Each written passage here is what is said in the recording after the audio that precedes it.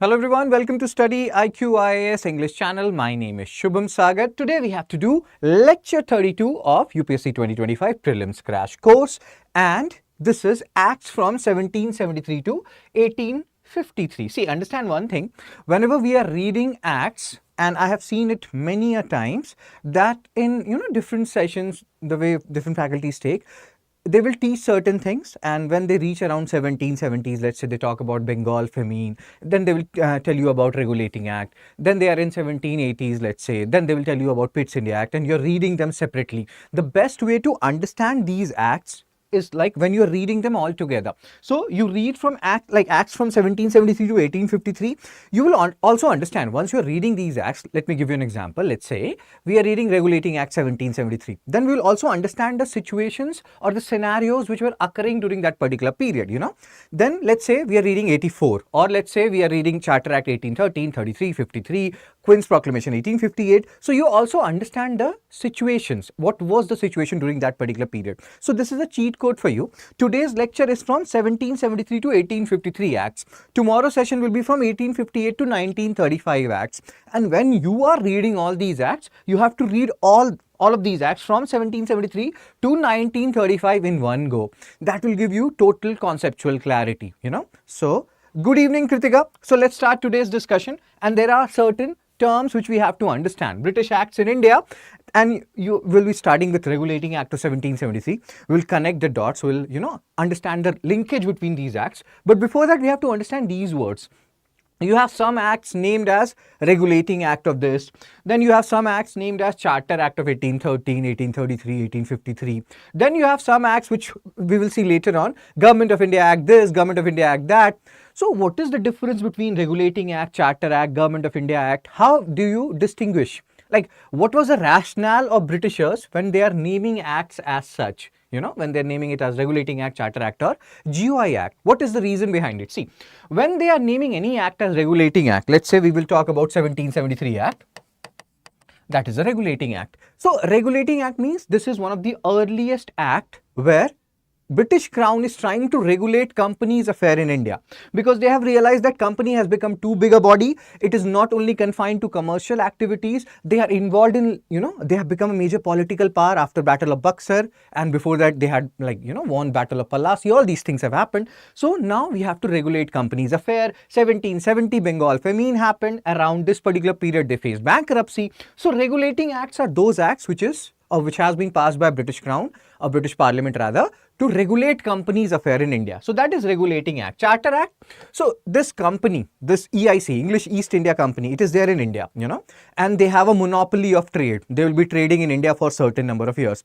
And this is a charter. It has to be renewed. So whenever they are renewing the charter that, okay, you can stay for next 20 years and you will be staying as a commercial body. Or let's say you will be having commercial power in certain domains. In other domains, you will be acting as a political power. So this is a charter. So Charter Act, whenever Britishers or British Parliament is issuing Charter Act, that means they're telling the British EIC that we are giving you, right to monopolize trade for next 20 years or whatever is the terms and conditions. So Charter Act. Generally, it was renewed for 20 years. In 1853, it was not renewed for 20 years. They did not specify the time period up to which you will be staying. And so many things change. We'll talk about it. So Charter Act, renewal of charter. How much time company will be staying in India?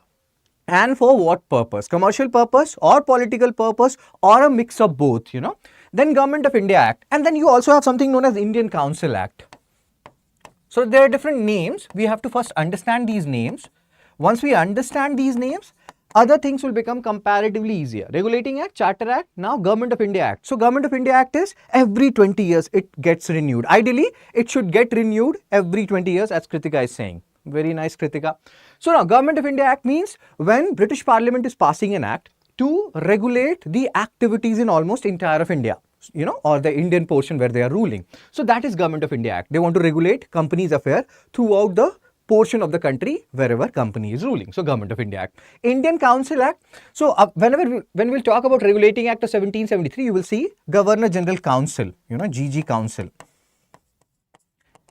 When we'll talk about the last act of the day, that is, Charter Act of 1853 Act, you will see this Governor General Council will get divided into Executive Council and Legislative Council.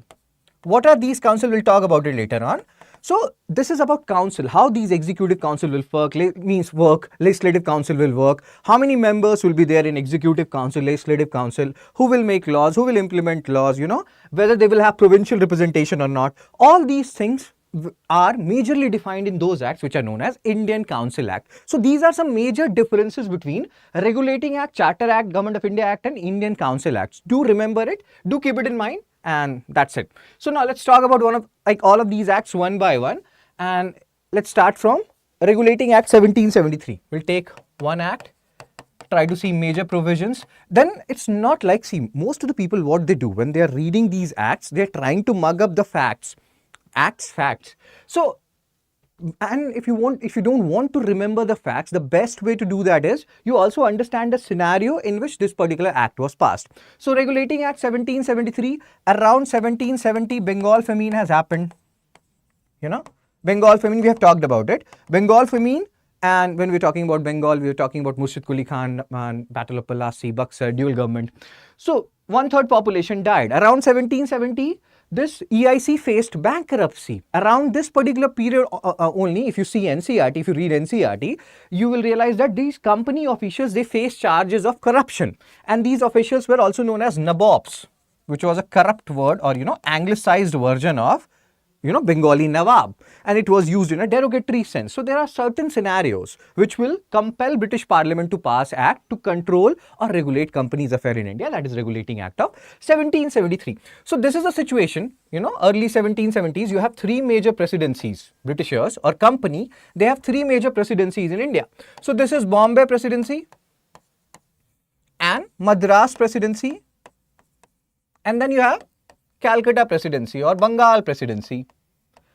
So before this Regulating Act of 1773, all these three were equal in power, like Madras, Bombay and Bengal Presidency equal in power. But let's say if they have to regulate companies' affair in India, British Parliament, they have to give one superior power to any of these three presidencies who will regulate the affair of other presidencies, because if you are all equal, nobody will listen to nobody, So Regulating Act of 1773, what they did was they made Bengal Presidency superior, or Bombay or Madras Presidency subordinate to Bengal Presidency. That happened, and that is one of the most important provision. So now centralization will start, and this centralization will reach its peak around Charter Act of 1833. So just listen to it like a story. Everything will be crystal clear once we are done with this particular lecture. So we are talking about Regulating Act of 1773. So Bengal Presidency has been given superior power. Now Governor of Bengal will be known as Governor General of Bengal. These are some factual facts which we have heard a lot. So now Bengal Presidency superior. Their governor will become Governor General, GG of Bengal. And the first GG of Bengal is, you may have heard about him, you may have read about him 1,000 times. So who was the first GG of Bengal? GG. So let me give you 20 seconds and then I will start my jibber jabber. First GG of Bengal was, let's try to understand these acts rather than mugging up these acts, So first GG of Bengal was Warren Hastings. Fine. So first GG of Bengal. Now all these presidencies, their power has been delineated. Bengal Presidency has been given superior power. Let's say they have some issues. Let's say they have some debates and discussions or disputes. Who will resolve it? So to resolve those issues, Supreme Court was supposed to be established at Calcutta. So this was one provision. Fine. Now you have Warren Hastings, who is Governor General of Bengal, and he has to take so many decisions. Some of the decisions of Bombay and Madras Presidency were also supposed to be taken by Warren Hastings. So he cannot alone do it. He needs some support. To provide him some support, Governor General Council was created. So now Governor General Council had 4 members and plus you had Warren Hastings. And it was not like if Warren Hastings is saying something and 4 members are saying something different, then Warren Hastings will prevail. No, it's all about plurality. It's all about majority rather. 4 plus 1. So let's say 3 people are saying something and 1 member and WH, Warren Hastings, is saying something else entirely. In that scenario, the 3 members' decision will prevail. So all these things will lead to quarrel between Warren Hastings and this Governor General Council. So these are some small minor facts which you have to keep in mind related to Regulating Act of 1773. At the end, as Kritika is saying, Warren Hastings, at the end we'll solve questions related to these acts. So do try to ensure that whatever questions we are solving, most of the questions you are getting it correct. Fine. So now Regulating Act of 1773, these are the basic things. Permitted the company to retain its territorial possessions in India. But now British Parliament, British Crown, they are regulating companies' affair. They have started regulating companies' affair. Change the post of Governor of Bengal to Governor General of Bengal. These are basic facts. Establishment of Supreme Court in Calcutta. Why? Because now disputes will increase because 2 presidencies has been made subordinate to Bengal presidency. For the first time, British cabinet was given the right to exercise control over Indian affairs. And again, many people have realized, you will see that British EIC, they had become very weak and then started facing bankruptcy all of a sudden. So they had lots of money, they lost a lot of money, but they will again regain that money because India has that much amount of wealth and India has too much trading potential that they had realized. Creation of Executive Council to assist Governor General, and again we have talked about all these things. 4 members Executive Council. It will be later reduced to 3 members by Pitt's India Act because these guys are fighting a lot. And then reforms to curb corruption. What is the basic meaning here?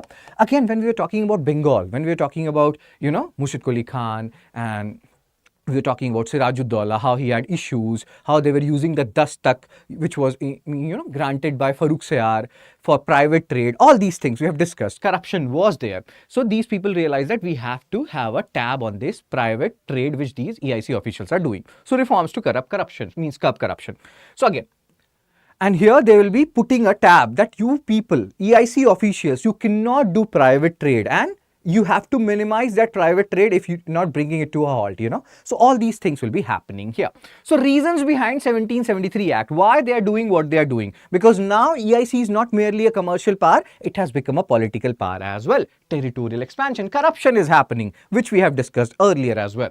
Lack of proper judicial administration, and that's why they talked about establishing Supreme Court at Calcutta.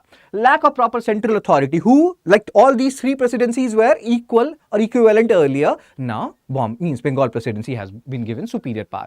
Deteriorating financial condition of the company in 1770s, they faced bankruptcy. So via this particular act, 1773 Act, the British Parliament, they will also give money at some 4% interest rate to EIC, but on conditions, and these are the conditions. Company's defeat in 1769. Which battle we are talking about here? This we have discussed previously. I cannot tell you when we have discussed. Company's defeat in 1769 at the hands of Hyder Ali. Which defeat or which particular battle are we talking about here?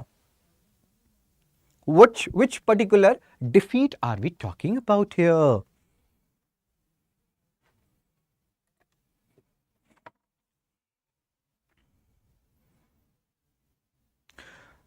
So let me give you again 15-20 seconds. We have discussed this.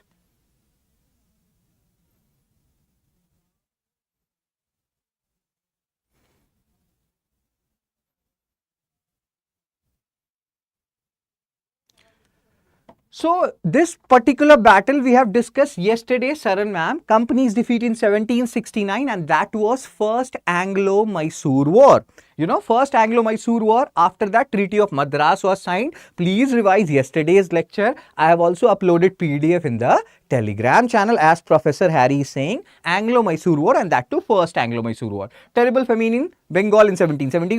One-third population died. We have discussed this. Company applied for loan. All these points you have to keep it in mind. This will help you in pre, this will help you in mains, this will help you anywhere and everywhere. These acts UPSC love a lot. They almost ask it every year in pre as well as mains. So background. Now again, whatever we have discussed, that was a gist. All these things are an expansion. So what will happen when I will share this particular PPT and PDF with you?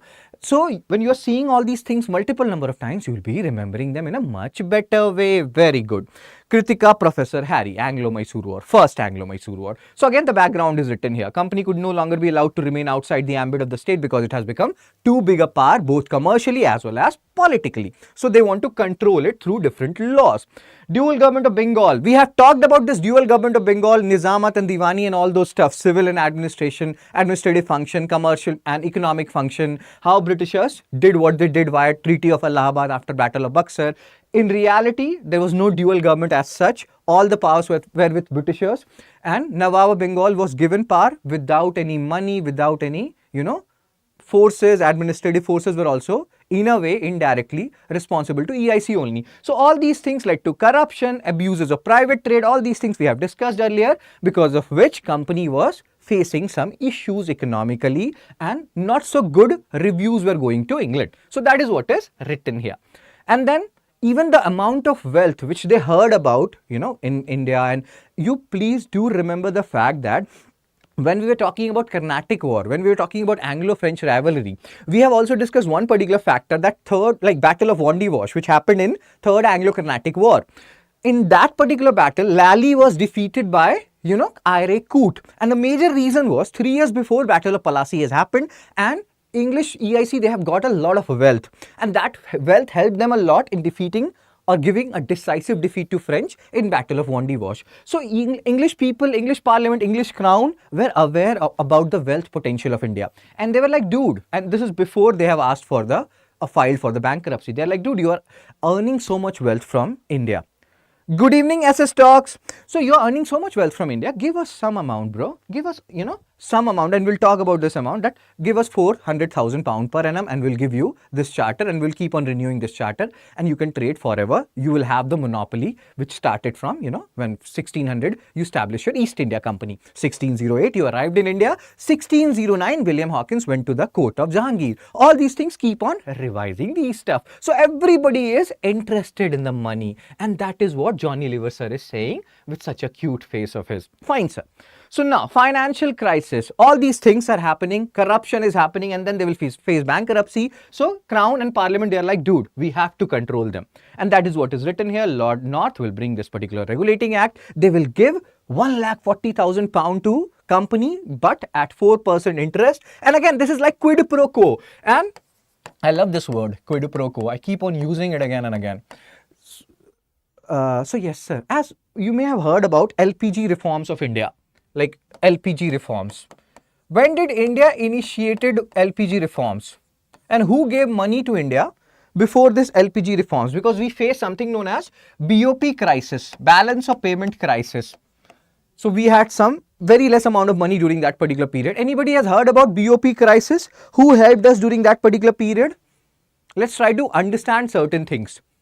Because everything is quid pro quo. Anyone who is helping you in any way, they have some ulterior motives involved. So, nobody has heard about LPG reforms of 1991? Who helped us in that? LPG reforms.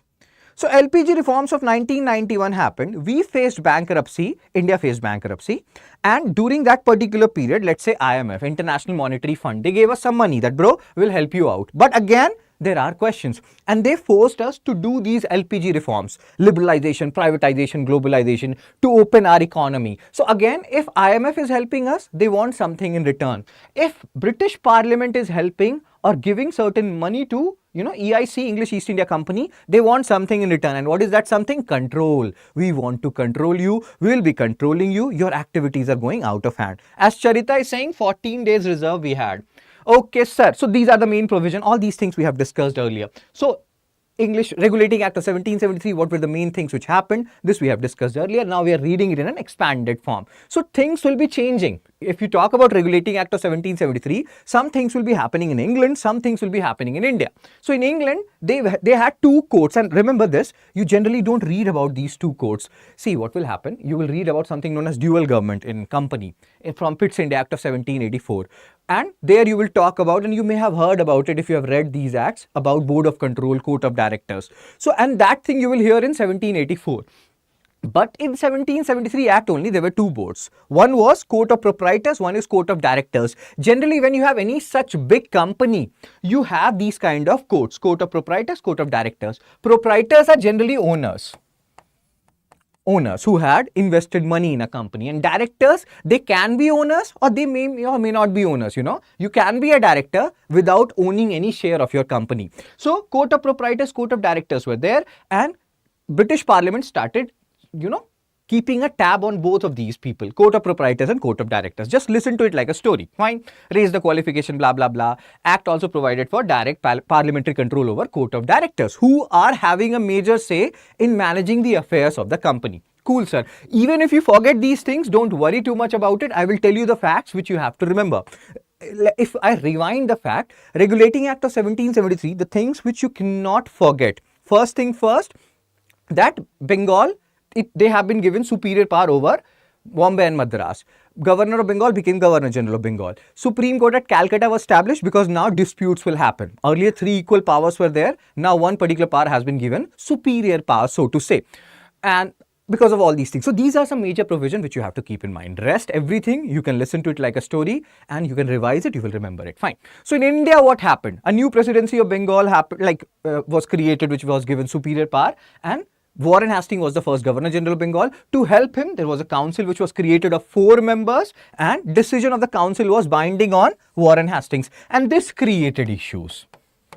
This created a lot of issues. This subjugate thing is, in a way, British Parliament and Crown are trying to subjugate English EIC affairs in India. Warren Hastings was the first Governor General, and again, this statement is not totally complete. He was the first Governor General of Bengal. These designations are very important. Governor of Bengal changed to Governor General of Bengal, and then later on, via Charter Act of 1833, Governor General of Bengal will become Governor General of India. So these are some facts which are very important from exam perspective. Keep it in mind. Very good. So main provision, again, there will be no, you shouldn't be doing private trade, you should not be doing immoral activities, don't do corruption. All these moral science lessons were imparted to the EIC officials, and that is what is written here. Since there was no supreme authority, Bengal presidency was made supreme, Madras and Bombay were made subordinate. We have talked about this. To resolve issues, Supreme Court will be established, and that we will see later on. Governor became Governor General of Bengal. Now centralization will start. Centralization will reach its peak via Charter Act of 1833. So here also you have Governor General of Bengal. Later on, via Charter Act of 1833, you will have a post called Governor General of India. And if anybody has heard about this, do you know who was the first Governor General of India? We'll read about him later on. But again, if you know it, that is awesome for you. Anybody has any idea who was the first Governor General of India?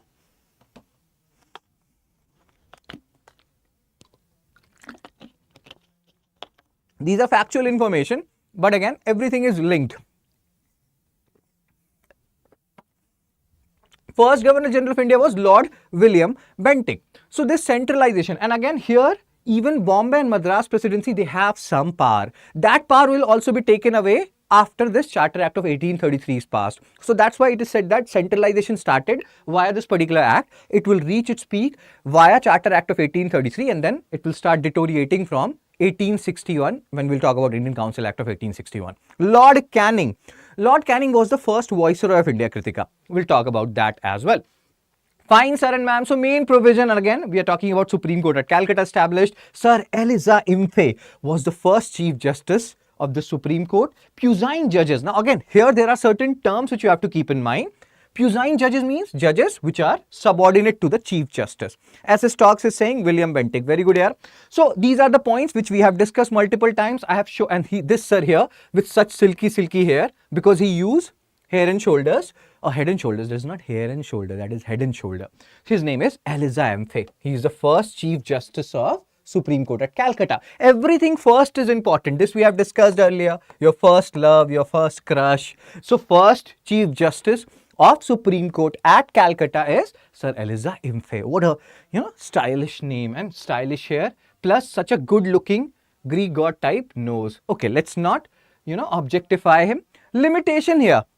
If you try to understand this, again, you have given some power. It's very ambiguous in nature. Like we have talked about Warren Hastings having a council of 4 members to help him. Rather than helping him, they started superseding him, bro. So it was very ambiguous, and that is what is written here. You wanted to control, you wanted Bengal to control Bombay and Madras, but you did not give enough power to Bombay. You wanted Warren Hastings to have a major say in the affairs, but your council is overriding your Warren Hastings. So oh my, yes, but yeah, no, but centralization and feudalism are 2 different things, Charita. That is opposite actually. So they are not same, they are not even same, but different, they are very different. Okay, so that is what is written here. It's very vague. You want to do centralization, but you are not giving enough power to Warren Hastings. He is having enough issues with Executive Council, which will lead to Pitt's India Act of 1784. And that is what is written here. It had neither given the state a definite control over the company, the crown or the parliament. They are not having too much control. Corruption will go on. Things will happen at their own pace here in India. The company, they do not have a definite control over the servant. Warren Hastings does not have a definite control over council, and that's why it's very ambiguous. And that is what is written here. Elizabeth told Amanda that she had a problem. Who had a problem? She refers to whom? And this is the problem with English. You know, she refers to Elizabeth or Amanda. If you know it, you can post it in the comment section because people are still trying to find the solution of this question. She refers to who? So this is ambiguous. Cool, sir. Now let's talk about Pitt's India Act of 1784. Pitt's India Act of 1784. So you have Regulating Act of 1773. 11 years after Pitt's India Act of 1784 will come. It is named after the Prime Minister of Britain at that particular point of time. His name is William Pitt the Younger. William Pitt. And that's why William Pitt the Younger, Pitt's India Act. Now what they will try to do, so this Governor General Council, it is creating a lot of issues because 4 members plus Warren Hastings, 3 people are saying something, Warren Hastings and other member is getting, you know, their votes are not paid heed to. So now Governor General Council will be reduced to 3 members.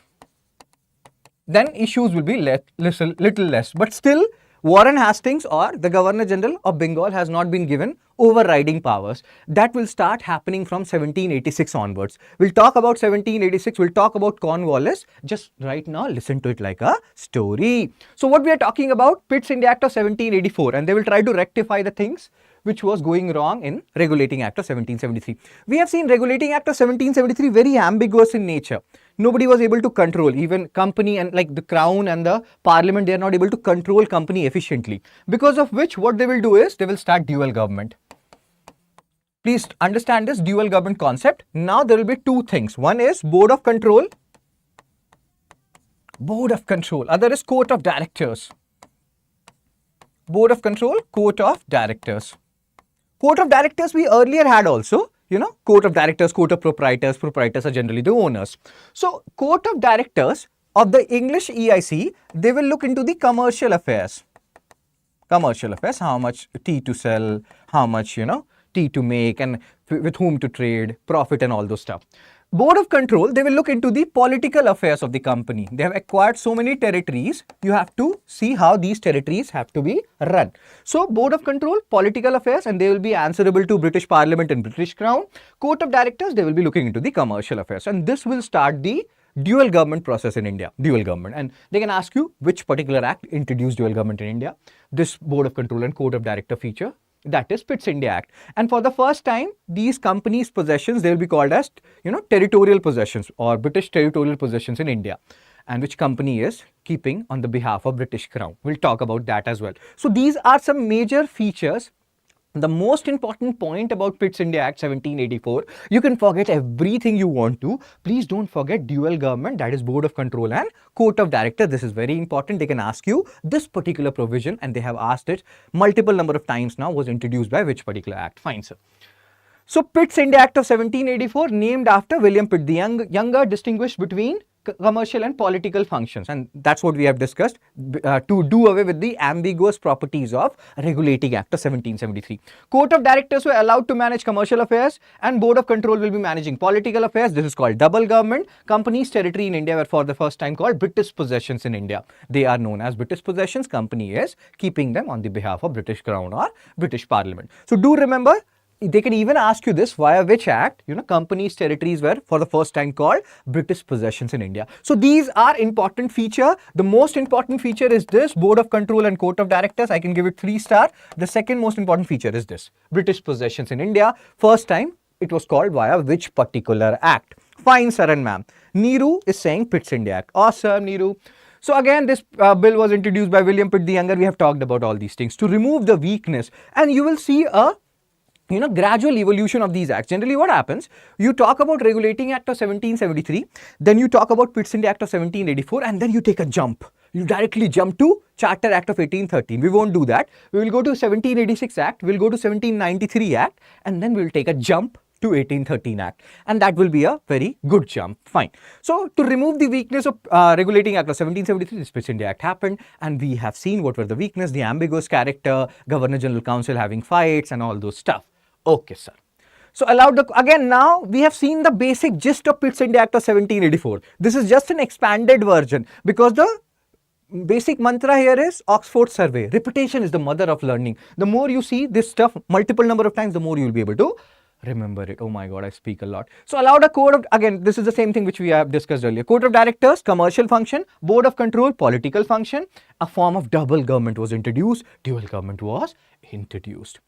And change with respect to companies governance in India. 3 members in Governor General Council. It will increase later to 4 via Charter Act of 1833 when you will have a guy who will do the codification of Indian law in India, a codification of law in India, that is Lord Macaulay. So he will become the 4th member later on. Don't get confused right now. Governor General Council was 4 in Regulating Act of 1773. Regulating Act of 1773. It will reduce to 3 in Pitt's India Act of 1784. It will become 4 in Charter Act of 1833, but that is for later. Cool, sir and ma'am. So power again. Just have a look at this. Governor General is trying, and like they are trying to give more power to Governor General, but please understand, right now also it has not happened that Governor General's views will override Governor General Council's view. That will happen later on.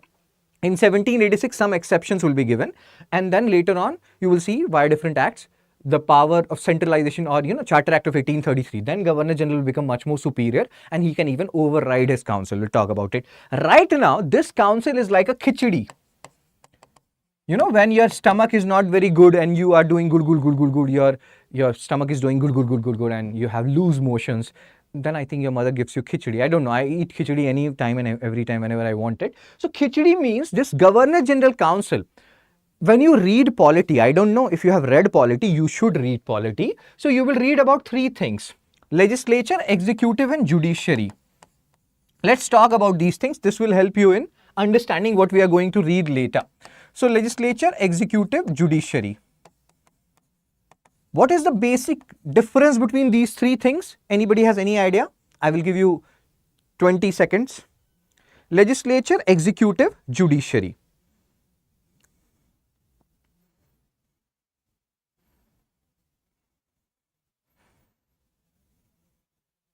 Legislature, executive, judiciary. So you will hear about these 3 organs a lot. So legislature, again, let me start the 20-second timer. Legislature, executive, judiciary. You can look at this ma'am. She's a good ma'am. One of my best friends. She's from America. That's a lie. So legislature, an organ of the government who makes laws, that makes laws. Who is like for person. Executive, who implement law. And judiciary, who will check constitutionality of laws, whether laws have been made according to the tenets of constitution or not. Like, so legislature, they will make law. Executive, they will implement law. Judiciary, they will check the constitutionality of laws as well as executive orders. Do remember it. So currently this Governor General Council, they have legislative as well as executive function.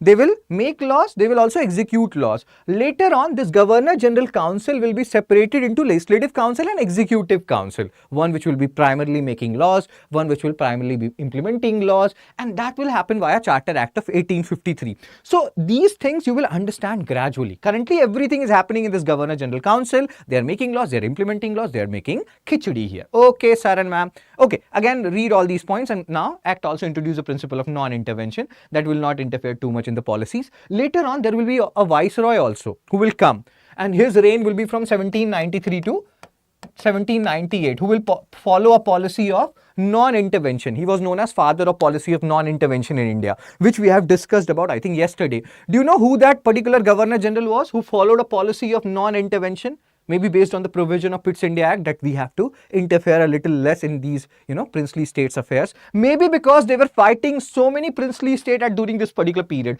or just before this particular period. Again, if we rewind, First Anglo-Maratha War, 1775 to 1782. Second Anglo-Mysore War, 1780 to 84. So just before this particular act, they were fighting Marathas and Mysore at the same time. So maybe they were tired that, bro, why are we fighting so much? Let's follow a policy of non-intervention, Let's take a chill pill. And then they will do that from 1793 to 98. And that guy's name was, who was that guy? John Shore. Do revise, bros. If you don't revise stuff which we have done earlier, then you will, ideally you should revise. Fine. So now, 1784 Act, the major provision, Governor General Council reduced to 3 members. You have Board of Control, Court of Directors. Now, companies' possessions, they are known as British possessions in India for the first time. These are some important points. John Shore Kritika. Now, let's talk about another act, 1786 Act. Generally, people don't talk about the 1786 Act. They talk about Regulating Act of 1773. Then they talk about Pitt's India Act of 1784. Very good, Neeru. Then they talk about Charter Act of 1833. No, we'll not do that. We'll talk about 1786 Act and then we'll talk about 1793 Act. No issues. You have to revise Kritika. So 1786 Act, what will happen? Lord Cornwallis.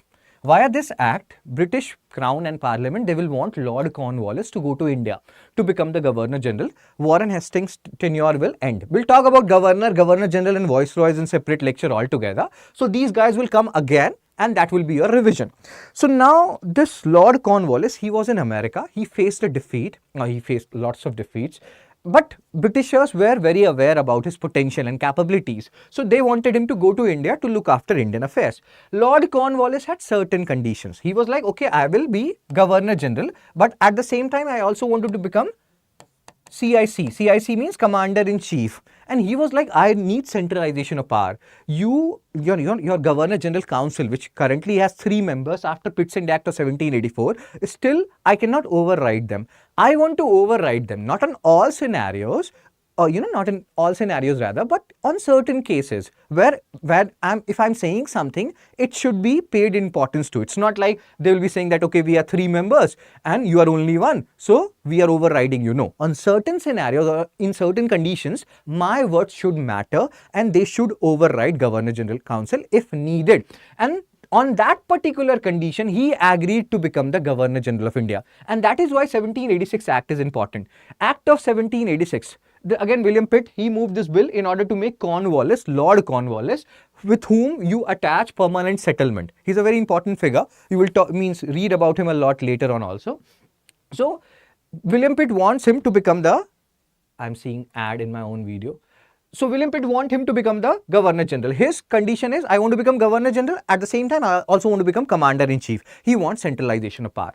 So this act joined both the offices because Britishers were like, no man, we want you. Sometimes when heart wants what the heart wants. And in this scenario, Britishers' heart wanted Lord Cornwallis. So they gave him some power which will again increase centralization.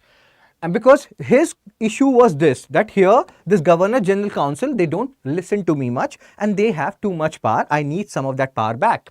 So GG was further empowered and allowed to override the majority of his council in matters of war and peace on his own responsibility. Please understand, this point is important. This will give Lord Cornwallis appreciable amount of power. This will increase the centralization. This will increase GG's influence over their council. And that is important. But here, this is not a power for all scenarios. It's not like he can override council on all matters. Again, look at it very carefully. In matters of war and peace, not in all scenarios. And also based on his own responsibility. That is, it is based on terms and conditions. So he was given more power, but there were terms and conditions attached. And he was not given this power on or for all cases. So that is important. Now let's talk about Act of 1793. Act of 1793. This is again Charter Act of 1793. Okay, no problem, Kriti, practice. Charita, right, I'm super nervous. Don't be nervous, bros. See, what happens in modern history, and again, you will realize this, we'll talk about some other things, these things will come again. So, you will revise these things multiple number of times. The only thing is revision. Revise and don't go for multiple number of sources. Follow minimum sources, revise them multiple number of times. Now, this Act of 1793 is Charter Act of 1793. So, what will happen via this Act? British Crown, they will renew the charter of EIC for next 20 years. So this is the main point, next 20 years.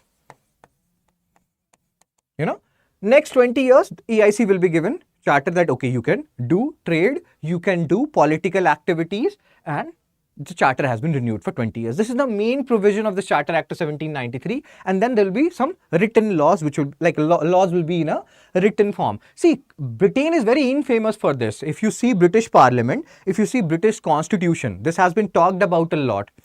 Don't be nervous and encourage yourself. Okay. You people are talking among yourself. Okay, so what we are discussing here is when you talk about polity, when you read polity rather, so you read about British Constitution, and many people, you may have heard about it, it's an unwritten constitution based on conventions and everything. So maybe these people are lazy, they don't want to write stuff. But here they'll be writing some stuff. Charter Act of 1793 which most of the people, most of the books, most of the texts don't talk about. You have to understand this. And now you people know something about these names also. What is Regulating Act? What is Okay, so what is Regulating Act? What is Charter Act? I'm getting diverted by your comments. And Government of India Act, etc., etc. So Charter Act, renewal of charter, 20 years they have been given. And here, exclusive privilege. It is for both commercial and political powers or functions. Company will be renewed the charter.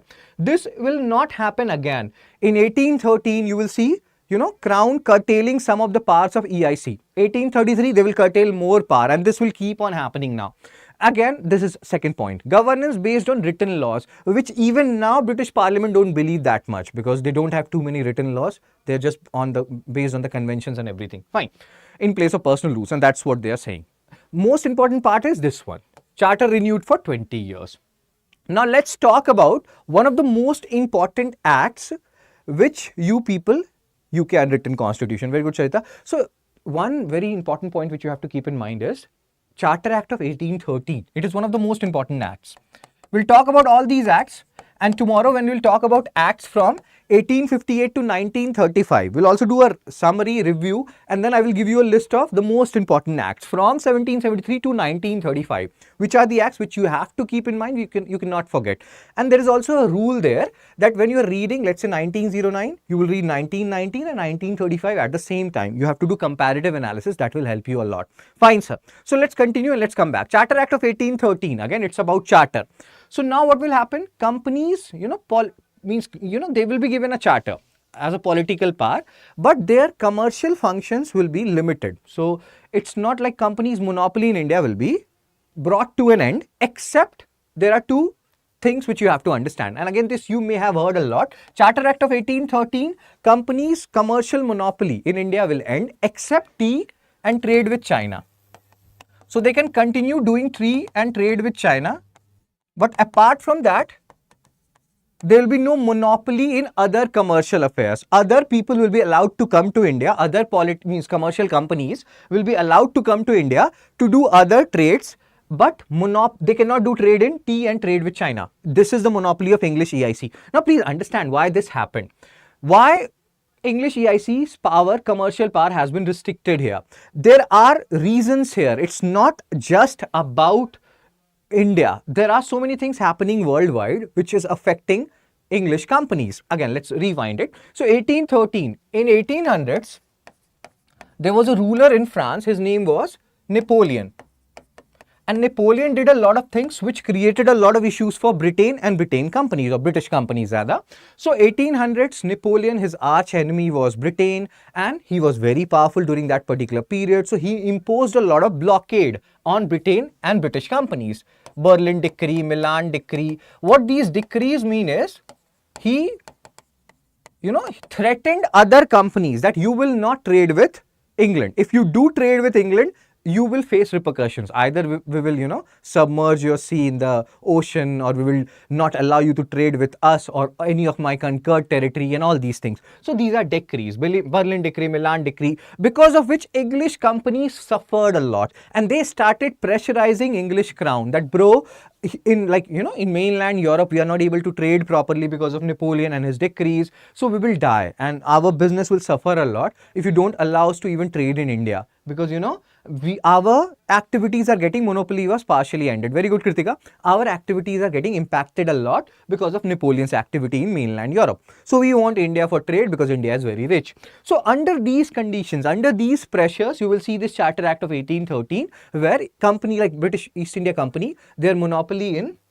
trade will be ended except tea and trade with China, and they will continue as a political power, and their monopoly will continue in tea and trade with China.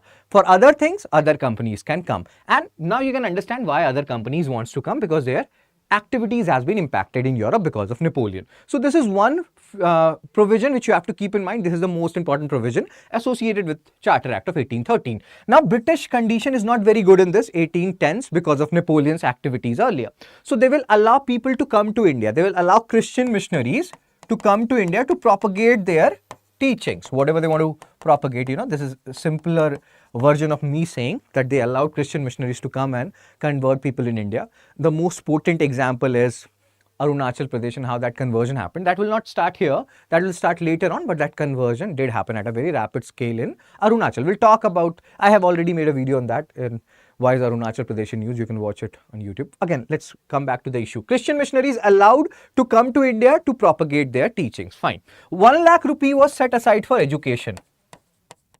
That, bro, they were like, dude, we have stayed here for a very long period of time and we cannot rule ourselves on everyone because we are very, you can count us on fingers how many people we are. We need Indian support, and if we want them to rule according to our provisions, we have to educate them according to our, suitability and convenience. So we have to set aside some rupees for their education, and if we educate them, then we can impart our values on them or in them. So 1 lakh rupee was set aside for education. Charter Act of 1813. What else happened? So this is one provision. This is Christian missionary activity. This is important, which you have to keep in mind. 1 lakh rupees for education. Then, as we have just discussed, British condition is very precarious during this period, 1813, before 1813, because of the activities of Napoleon. So what they will also do is they want money. Everybody wants money, and British people actually, they were very greedy in that regard. They always wanted a lot of money, but here they will allow local government to tax people because they want money. So they are saying, the local governments in India, that you can tax people, and if they are not paying the money, then you can penalize them. All these things are happening via this particular Charter Act of 1813, and these are important provisions which you have to keep in mind. Charter Act of 1813. Continental system in Europe and Napoleon. Because of Napoleon activities in this continental system, under which he imposed a lot of decree on European companies, especially British companies were his target. British companies wanted to come to India, and British economy was in little bit of dire straits. So Charter Act of 1813 ended the monopoly of EIC in India, except trade with China and trade in tea that we have discussed. Companies' rule was extended to another 20 years. You can continue for another 20 years. This is Charter Act of 1813. Cool. Granted permission for, again, this is the Christian missionary thing. 1 lakh rupees set aside for education. This we have discussed. And empowered local government to impose tax. This also we have discussed. And all these things, more or less, especially the last part, the fifth part, and the first point tells you the economic vulnerability of Britain during that particular period. Okay, sir, let's move on. And this is all about money, as Akshay Kumar is asking to, or ask, Rajpal Yadav, sir. Fine, sir, let's move on. So again, now we have talked about the major provision associated with Charter Act of 1813. This is the expanded version. And all these things are written here. Now here they are talking about the other facet also. By 1813, companies have acquired a lot of territories. Second Anglo-Maratha War has happened. Marathas were virtually annexed by the Britishers to a greater degree. So now other people are also feeling that apart from the pressure from other companies, this EIC has also become very big. They cannot do both commercial and political functions together. So we have to end their commercial functions one by one so that they can act as a political entity only. And that is what is written here. Fine. So Act of 1813 renewed the company's charter. Now anybody can come to India and trade except, tea and trade with China, where EIC monopoly stayed. And that's how English or British Crown or British Parliament or this particular act ensured something known as Sabka Saath, Sabka Vikas, as our Honorable PM Sir says. Sabka Saath, Sabka Vikas means everybody. We have to take everyone together. As this guy sir here, I don't know whose his name is. If you see this particular image of his, where he's promoting every political party, Sapa, Basapa, I don't know, yeah, Sapa, Basapa, BJP, he is all about whoever gives me the ticket, I'll belong to that particular political party. So he believes in Sabka Saath, Sabka Vikas, that I have to be with everyone. Anybody can help me at any particular point of time. So again, Bholanath Yadav sir, we love you. Let's move on. It allowed, again, this is the beginning of ecclesiastical settlement in India. So this is about the Christian missionaries. They are allowed to come to India and do their teachings, and they will do that. Yearly fund of 1 lakh rupee for education, because you have to educate these people if you want them to impart your teachings, and you want your thinkings to spread to other people. And here also later on we'll talk about Anglicist versus Orientalist controversy, what that controversy is all about. This money is given to them so that they can study and they can become IAS, etc. IAS, YAS. There is nothing called YAS. There's only something called as IAS, which you people have to crack. Okay, sir. Let's move on.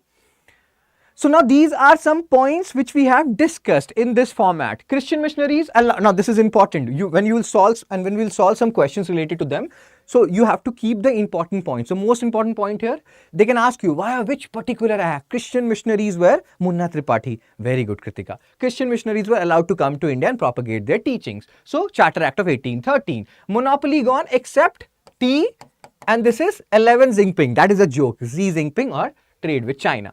Then leased life of 20 more years. They can continue more for 20 more years as a political power, and they can do trade. They have monopoly in trade in tea and trade with China.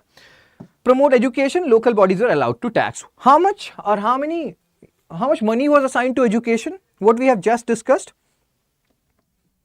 Amount of money which was assigned to education in Charter Act of 1813. How much money have we talked about?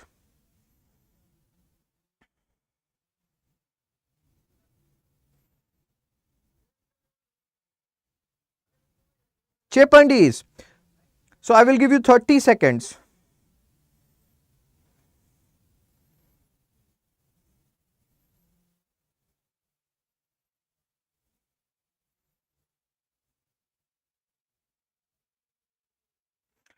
₹1,00,000 as Charita and Kritika are saying. Fine. So now let's move on to the next act, that is Charter Act of 1833. Charter Act of 1833. So here all the monopoly will be gone. You know, EIC still have monopoly on tea and trade with China. So that monopoly will be removed. They will remain a political power. Monopoly in tea and trade abolished. Please understand this. There is a very interesting thing here. Monopoly in tea and trade abolished. Now they are majorly a political power. One thing which you have to understand, monopoly in tea and trade abolished. That means other companies can come and they can do tea and trade with China. Trade with China abolished. But here it's not like English EICs, all commercial activities will end. They can still do commercial activities. They don't have monopoly in anything. Later on you will see Charter Act of 1853, there they will be told that you cannot do any commercial activity, you just have to function as a political power. Here what is happening, they had monopoly in two things, tea and trade with China. That monopoly is gone. You can do trade in other things also, anything you want to. You have monopoly in nothing. You have to function majorly as a political power. That is what this Charter Act of 1833 is saying. So they will keep on doing trade in other areas. They don't have monopoly in anything. When Charter Act of 1853 will come, they will tell, and that particular act will tell, but means these companies like this particular EIC, that you don't have to do trade in anything. Monopoly is already gone. You don't have to do trade in anything. You will just function as a political power. We'll understand that. You have to understand these small intricacies. Most of the people don't know about these things. SS Talks is also saying 1 lakh. Very good, yeah. So this is one point. Monopoly in tea and trade with China also abolished. They have to function purely as a political power, but they can keep on doing the trade, you know, but there is no monopoly there. Second point, GG of Bengal will become GG of India. So now you have GG of India. Centralization will reach its peak level. The first GG of India, as you people already told me earlier, he is William Bentinck. William Bentinck. Cool. Now the power of Bombay Presidency will be increased further. In the regulating act of, Bombay, I'm saying Bengal Presidency. In the regulating act of 1773, we have seen Bengal, Bombay and Madras Presidency.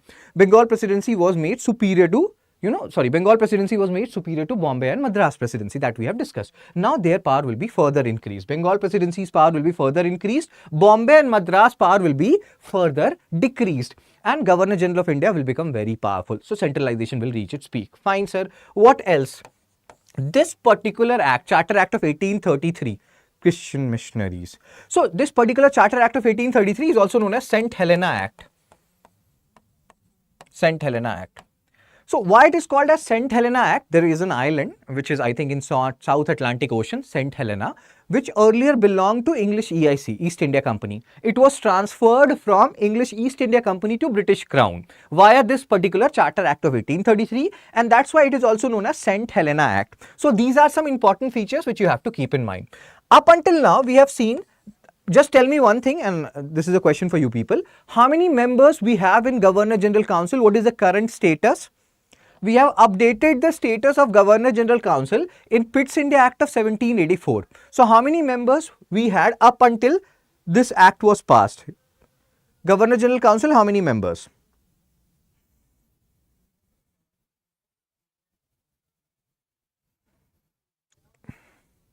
One, two, three, four, five. I will give you 40 seconds.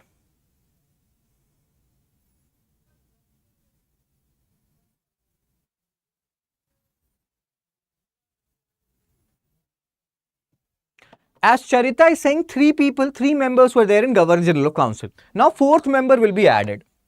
He will be Lord Macaulay. This Lord Macaulay is the guy who will be doing the codification of law in India. What does it mean is, you hear about, or you used to hear about something known as Indian Penal Code and CRPC, Criminal Procedure Code and all those things.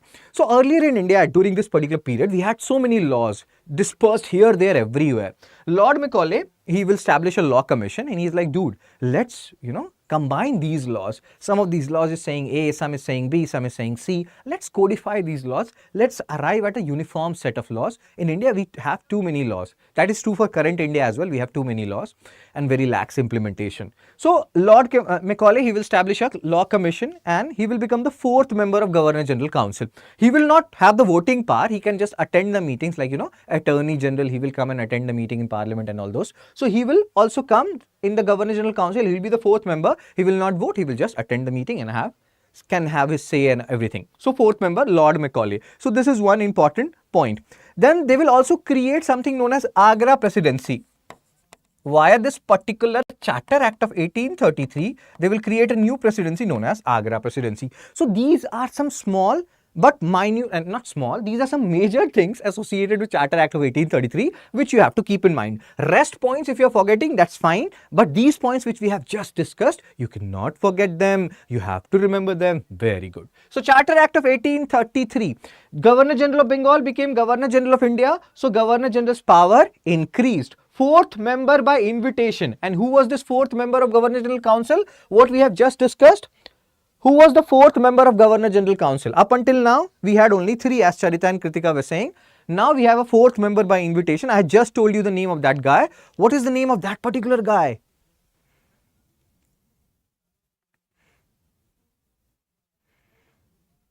Cheppandi is Cheppu Telsu Ledu Kadu. That means, do tell me. The name of that guy was Lord Macaulay. Lord Macaulay.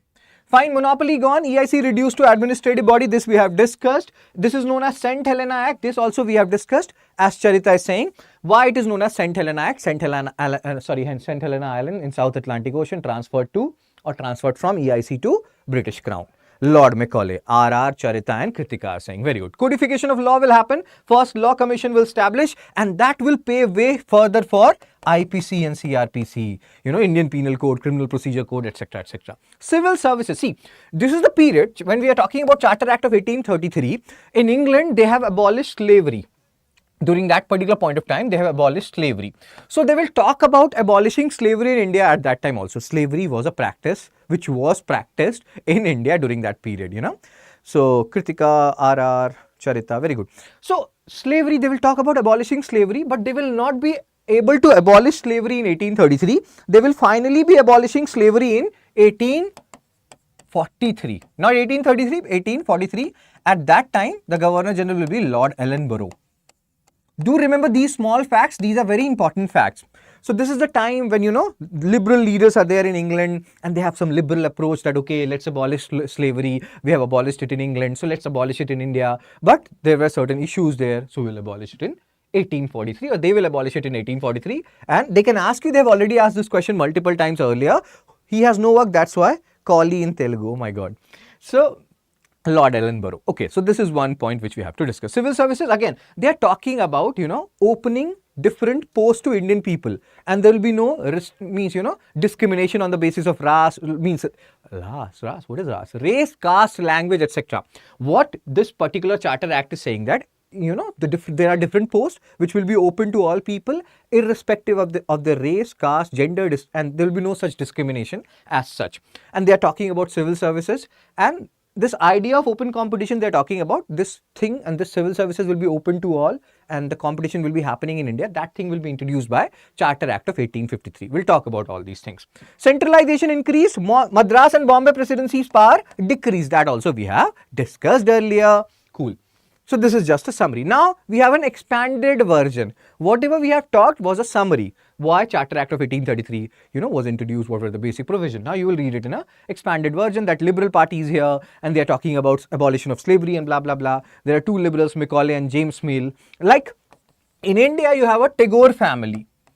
When you will read modern history, like you have started reading modern history now, so when you will go deeper and deeper, you will realize Tagore family, Rabindranath Tagore, this Tagore, that Tagore, Dwarkanath Tagore, Debendranath Tagore, more Tagore, here Tagore, there Tagore, some more Tagore. So Tagore family is here, there and everywhere, and they are a very prestigious family, and again, so many people are first in that particular family. Similarly, here in England, you have a Mill family, James Mill, John Stuart Mill. So here you have James Mill, who was a renowned historian. He is not that, he do not have that weightage like Tagore family, but hope you can understand what I'm saying here. Okay, sir, let's continue the discussion, what we are discussing. In this time, again, this we have discussed. Slavery was abolished in England. They wanted to abolish slavery in India, but it took them 10 more years and slavery will be abolished in 1843. Lord Ellenborough, these are important facts which you have to remember. Fine. Companies' exclusive trade privileges were ended. So earlier we had two exceptions, tea and trade with China, which we have read in Charter Act of 1813. That will be ended now. But that does not mean, see what is written here. This is very important. Most of the people mistook this or, take this or do this particular mistake that they believe that companies' trade has ended. Companies' monopoly has ended, bro. They don't have monopoly in anything. They can trade in anything they want to, but other companies will also be trading now. They had monopoly in two things before this act, that was tea and trade with China. That monopoly is also gone. They can do commercial business, but they have been given the thing that, or command that wind up your commercial business, focus solely on political things, political power and, consolidating a political power. And in 1853 Act, it will be explicitly stated to this company EIC that you don't have to do any more commercial, functions. You will be acting solely as a political power. Plus, up until now, whenever you are seeing these Charter Acts, they are renewed for 20 years. In Charter Act of 1853, they are not renewing it for anymore. They are not explicitly saying for how many years you will be here. You can be gone, gone anytime, and that we will see when 1858 Queen's Proclamation will come. Cool, sir. So the Act declared the complete power of British Parliament over GG in Council, all restrictions to immigration. And whenever I teach you, like, remember these two words. So there is this immigration, then there is immigration with E. And I think I have explained this thing earlier also. Do you know the difference between these two immigration? Immigration with I and immigration with E? Chapadis.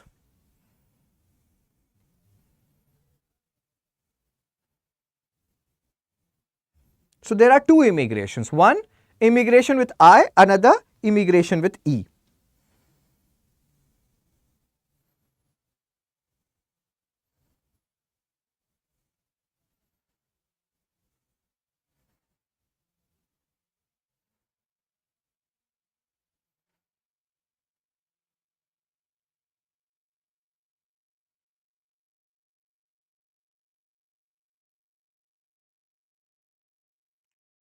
Yes. So do explain, what do you mean by that? So immigration with I means when you are entering another country, So, and immigration with E means when you are exiting one country.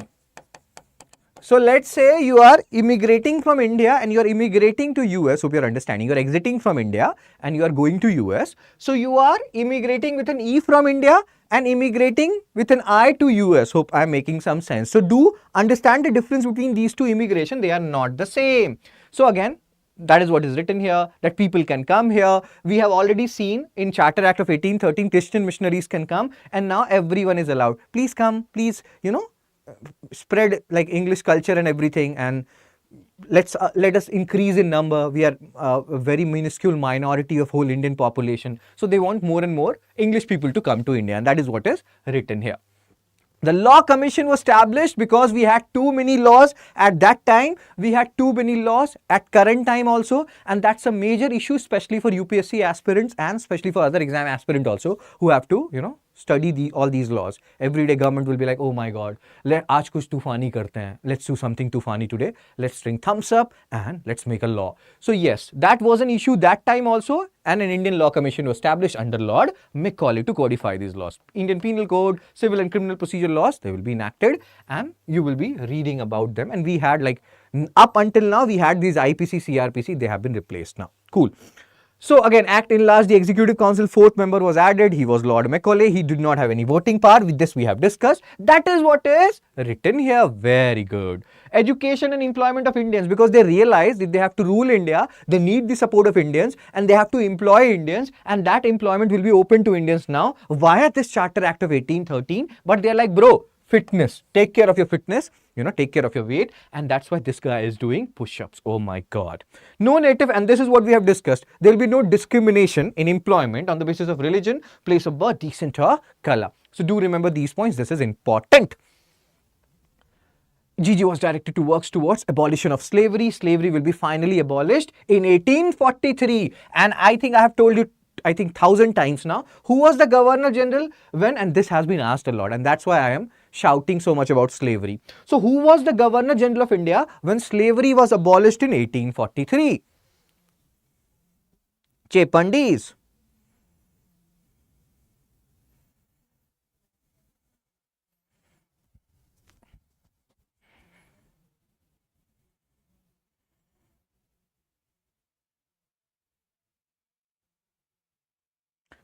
Very good. As Charita said, Lord Ellenborough. Cool, sir. So again, main provision, Governor General of Bengal became Governor General of India. Again, we have discussed all these things. That is what is written here. And Act provided for new presidency of Agra. This also we have discussed.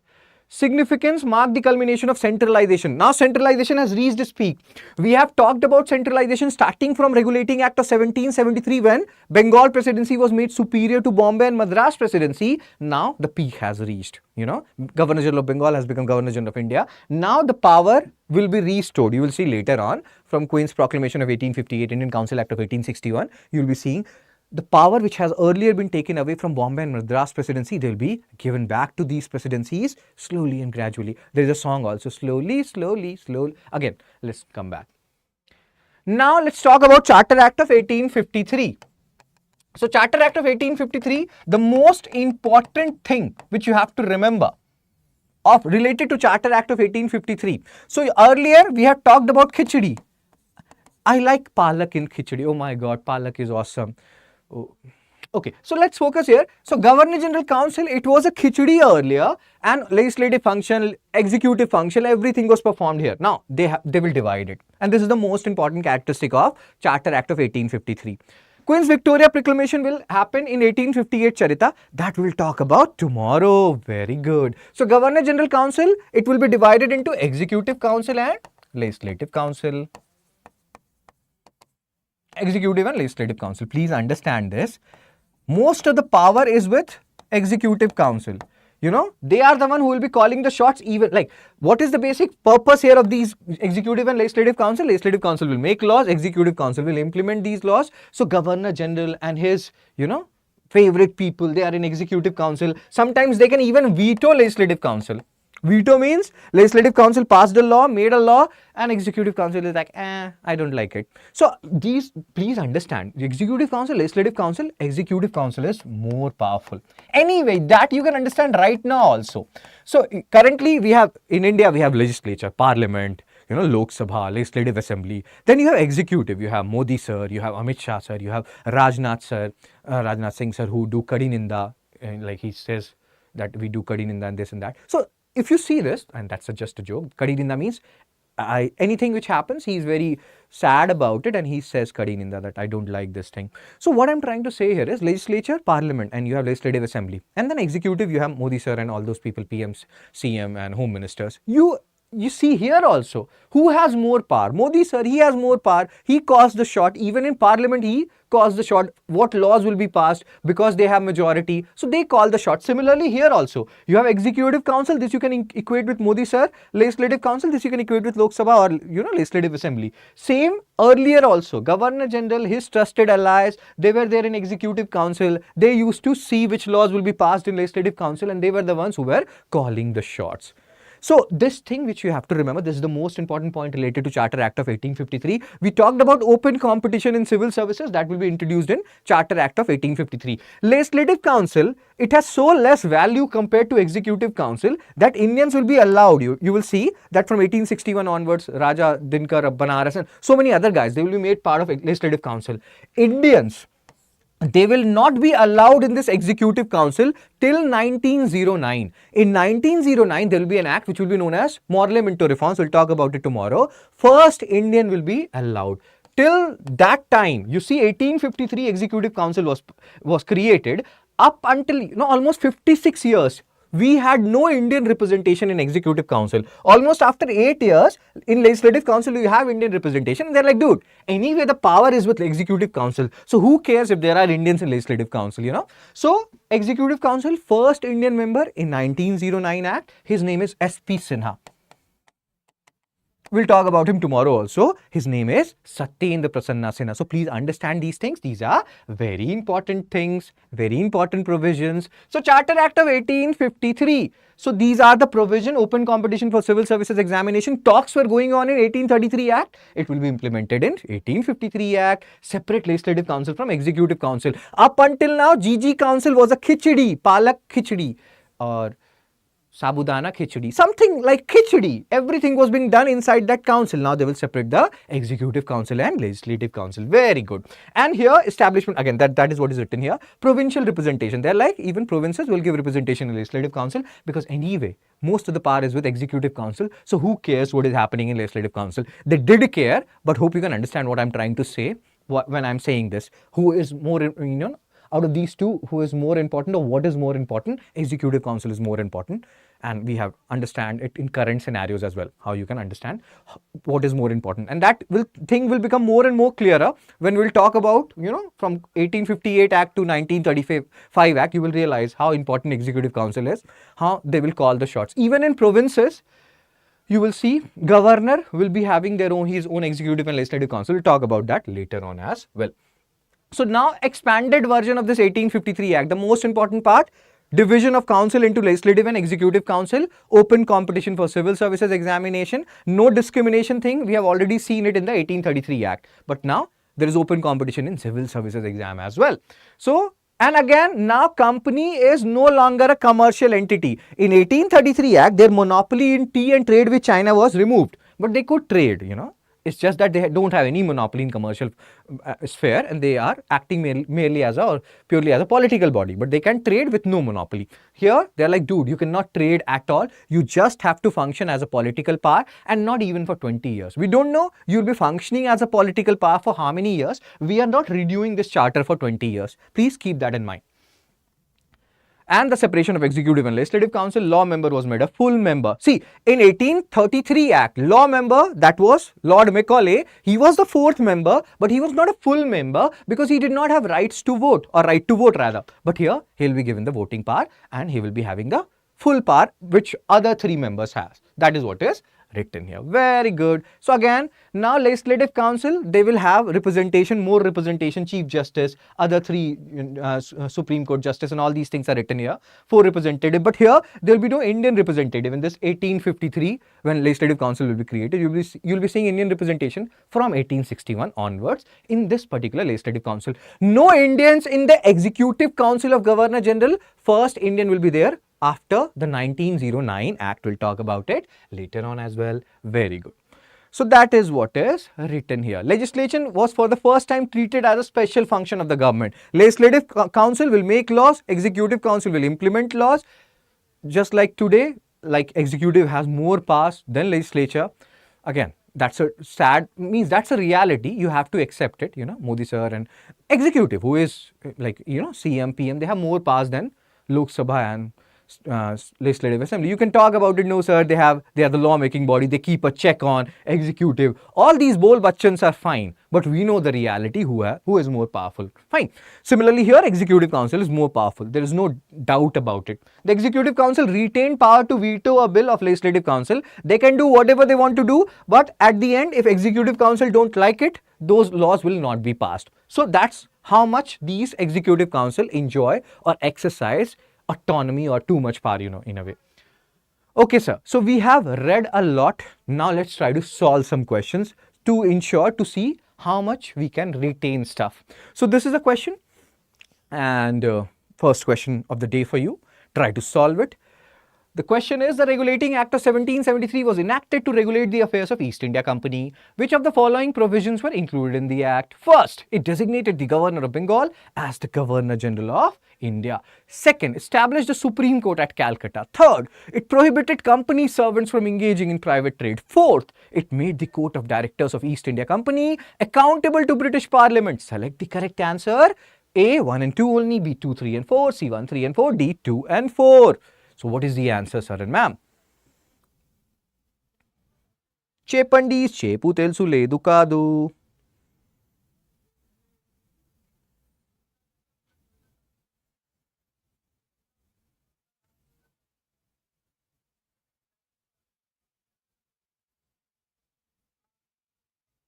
Slowly, slowly.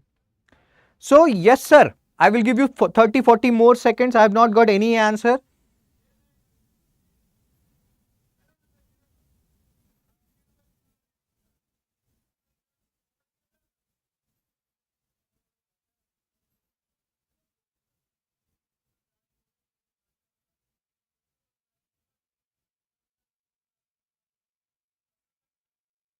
Okay, so I've got many answers now from Dark, Charita, Naidu and SS Talks. Regulating Act of 73, it designated the Governor of Bengal, not as Governor General of India, bro. It designated Governor of Bengal as Governor General of Bengal, not Governor General of India. So first is wrong. Eliminate first. Always do option elimination, sir and ma'am. You're left with B and D now. Third statement you just need to check. You don't need to check second and fourth. It prohibited company servants from engaging in private trade. That's what we meant when we're talking about corruption. Don't do private trade. Don't do private trade. Focus on your company, bro. It's just like, okay. So third statement is correct. I wanted to give you some current day example, but let's not go there. So B is 2, 3 and 4. How many of you said B? Dark said B. I love Dark. Charita said B. SS Talk said B. RR said B. Kritika said B. Very good. Well tried, Naidu, yaar. Awesome. Let's do another question now. Second question of the day. Consider the following statement regarding Pitt's India Act of 1784. First, it established a dual system of control between the British government and the EIC. Second, it created the Board of Control to oversee civil, military and revenue affairs. Third, it abolished the monopoly of East India Company in trade with India. Which of the above statement are correct? A, 1 and 2 only, B, 2 and 3 only, C, 1 and 3 only, D, 1, 2 and 3.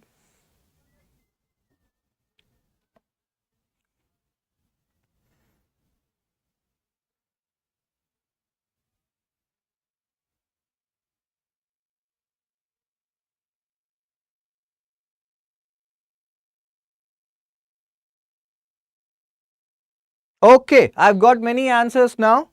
Many answers? No, I don't think I've got any answers. Many answers. Any answer. So Prashant has given the answer. Dark has given the answer. Charita has given the answer. Cool. So Pitt's India Act established a dual system control. That is correct. Board of Control, correct. Abolished the monopoly. Monopoly of trade will come later on. This thing will come from Charter Act of 1813 onwards. So third is wrong. If third is wrong, bro. So eliminate third. You are left with A, 1 and 2 only. Very good. Dark, Charita, Kritika, SS Talks. Cool. Let's do the third question of the day. Charter Act of 1813 was significant because it A. ended EIC's monopoly over trade with China. B. allowed Christian missionaries to enter India for the first time. C. introduced the first provision for the appointment of Indian to the Governor General's Council. D. provided for the establishment of first 3 universities in India. The answer is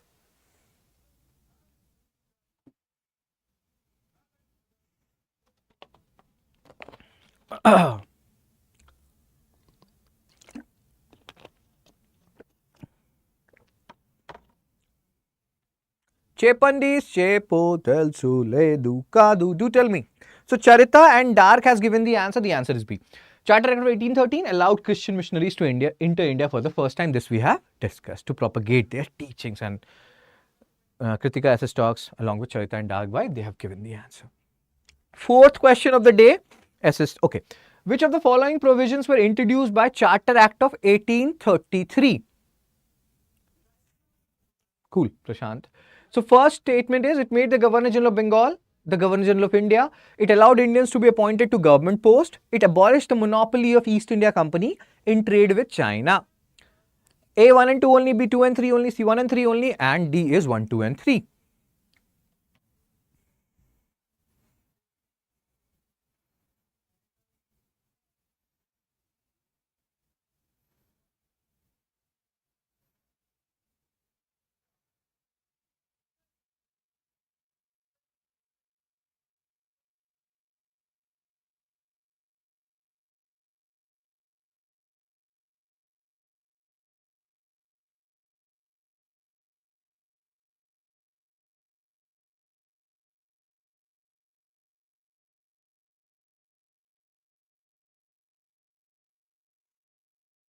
So Prashant has given the answer. So Governor General of Bengal became the Governor General of India. That is correct. So if first is correct, let's eliminate some option. We are left with A, C and D. Allowed Indians to be appointed to government post. Let's look at that option later on. It abolished the monopoly of East India Company in trade with China. That we know. Trade with China, tea, everything abolished. So third is also correct. If third is correct, you are left with C and D. Second is also correct. Allowed Indians to be appointed to government posts. That's we have discussed. No discrimination on the basis of race, caste and all those stuff. So the answer is D 1, 2 and 3. Everything is correct here. Revise the Charter Act of 1833. Open competition to civil servant. Talks were happening, but that will be implemented from 1853. But yes, Indians were appointed for different posts that we have discussed, and we have seen the fitness criteria that you, after doing one push-up, you are feeling like, oh my god, I'm so jacked, I have six-pack abs like Hrithik Roshan. Oh my god. Last question of the day, fifth question of the day. The Government of India Act 1853 introduced which of the following? I have doubt in second option. Just give me a second. Second option allowed Indians to read, Charita, you will understand what I'm saying. There was one particular slide where we have talked about Indians were allowed. There was no discrimination scenario in 1833. People will have doubt in second option. This is actually tricky. This is the question. Let's have a look at the last question. Do read it. Else we can also discuss it tomorrow, Charita, if you have more issues.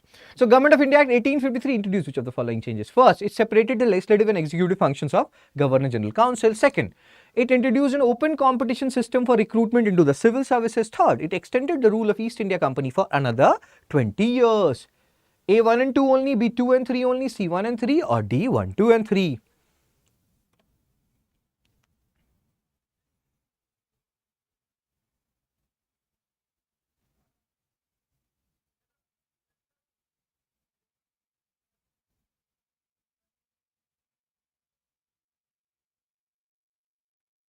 Charita, RR, Kritika. Very good. This thing we know. 1853, they're like, dude, wind up all your trading activities, no trading. You are just a political power. But for how many years, we don't know. It was not renewed. This we have talked about explicitly as Charita, RR, Kritika, Naidu, SS and Prashant is saying. So third statement is wrong. Eliminate third, you will get the answer. That is A, 1 and 2 only. Very, very, very good.